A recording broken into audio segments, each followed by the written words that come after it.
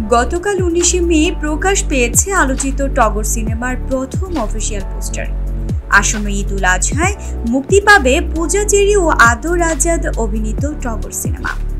পোস্টারটিতে দেখা যায় রক্তমাখা হাতে ছুরি ধরা দাঁড়িয়ে আছেন আদর আজাদ, তার পেছনে দাঁড়িয়ে আছেন পূজা চেরি, যার চোখে মুখে ভয়, ভালোবাসা আর বেদনা মিশ্রণ অনুভূতি। চারপাশে ছড়িয়ে রয়েছে মরদেহ, যা সিনেমাটির ভয়াবহ ও নাটকীয় প্রেক্ষাপটের ইঙ্গিত দেয়। রোমাঞ্চকর ও প্রতিশোধময় গল্প নিয়ে নির্মিত এই সিনেমা পরিচালনা করেছেন আলোক হাসান এবং প্রযোজনা ও পরিবেশনায় রয়েছেন এআর মুভি নেটওয়ার্ক।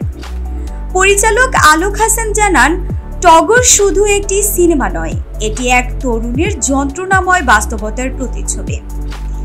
এখানে দর্শকরা অ্যাকশন, প্রেম এবং সমাজের প্রতিচ্ছবির এক দুর্দান্ত সমন্বয় দেখতে পাবেন। সিনেমাটি প্রসঙ্গে আদর আজাদ বলেন, টগর আমার ক্যারিয়ারের এখন পর্যন্ত সেরা কাজ। দর্শকরা আমাকে নতুনভাবে আবিষ্কার করবেন। পূজা চেরি বলেন, এই ছবির যাত্রাটা আমার জন্য খুবই স্পেশাল।